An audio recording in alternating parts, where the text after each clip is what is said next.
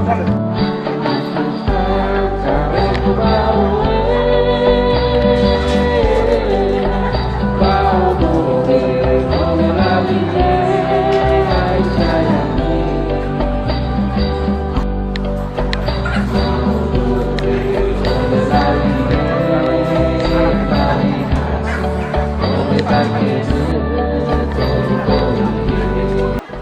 kan saya sudah bilang, di dalam 1 tahun itu dia ada 12 bulan, toh?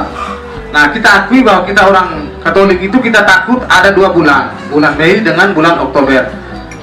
Di bulan Mei bulan Maria, bulan Oktober itu bulan Rosario, Solideo. Ternyata benar, itu menjadi bulan lampu kuning untuk kami di peternakan juga.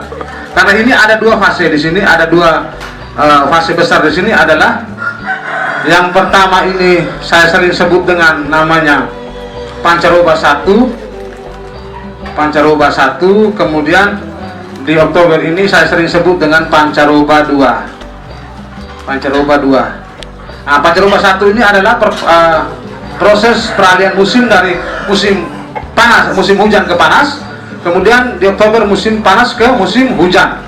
Nah, ayam ini kan sakit di bulan, mulai sakit di bulan Mei ketika pancaroba, sama kita melakukan bersin dengan segala sampai sekarang juga. Nah, sekarang ini kita susah karena sudah bergeser. Musim ini sudah 2 tahun terakhir itu mengalami ekstremis musim. Jadi sampai di bulan Oktober sampai November sekali itu masih musim ekstrim. Dia tidak tepat lagi kayak dulu. Jadi kalau ayam itu kenapa tadi saya bilang musim asam atau musim mente, ya tak? Kita bilang, kenapa setiap musim mente, musim asam ayam mati? Sebenarnya tidak, ini tidak ada kaitannya dengan ayam. Hanya karena siklusnya itu jatuh. Kalau ayam sakit di bulan Mei, maka Juni, Juli, Agustus itu ayam mulai mati. Sehingga sampai pada akhir November itu ayam mengalami kematian massal. Kenapa? Karena saat itu juga terjadi musim asam dan musim mente. Jadi sebenarnya tidak ada kaitan, tapi karena siklusnya jatuh. Ayam itu kan sakit 3 bulan saja. Setelah 3 bulan dia pasti drop, dia langsung mati. Itu pasti langsung mati. Nah, kapan 3 bulannya itu? 3 bulan itu jatuh di Agustus akhir sampai September. Nah, di musim September itu atau musim di bulan September atau Oktober itu adalah musim asam dan musim mente ini. Jadi kita selalu tanda bahwa ayam itu mati di musim asam atau musim mente. Ternyata tidak ada kaitannya antara asam dan mente, tidak ada. Jadi apa saja yang perlu bapak mama mereka lakukan di bulan Mei dan bulan Oktober? Itu kita lakukan adalah yang pertama, lakukan ini vaksinasi, kemudian biosecurity. Hati-hati lagi mulai di bulan April Mei itu kita lakukan vaksinasi sampai bulan Mei. Kemudian di bulan Mei kita masukkan ayam di dalam kandang, kita perhatikan ayam, diagnosa ayam sebaik-baiknya. Setelah baik, di bulan Juni Juli boleh kita lepas kembali keluar ayam. Asal kita sudah bisa backup dia di bulan April sampai Mei itu kita lakukan injeksi atau vaksinasi yang disebut dengan NDIA itu. Lakukan vaksin NDIA untuk mempertebal lagi. Nah, ingat Bapak Mama, vaksin itu bukan obat ya. Itu sering orang keliru bahwa vaksin itu obat. Bukan. Vaksin dengan obat beda.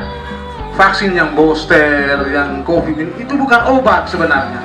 Vaksin itu adalah proses pemasukan penyakit yang dilemahkan ke dalam tubuh makhluk hidup agar supaya ketika ada virus yang seperti itu masuk lagi, dia sudah ada di dalam. Artinya yang dimasukkan adalah virus yang sudah dilemahkan. Jadi macam atau vaksin kita booster, vaksin kita apa itu segala macam itu bukan obat itu.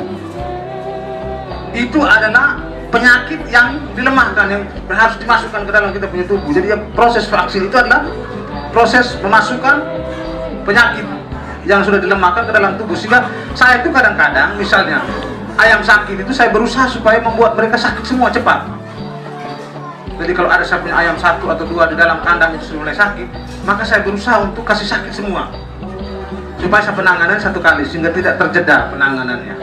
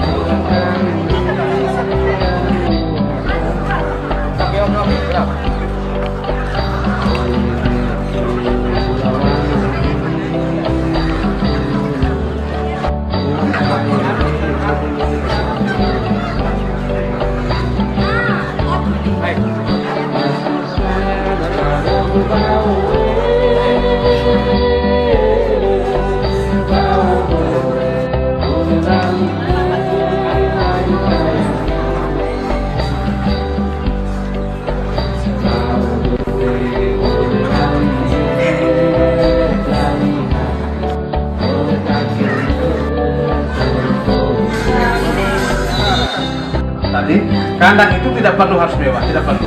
Kandang itu kawin dengan kandang pembibitan atau pembesaran. Nah, kalau kandang kawin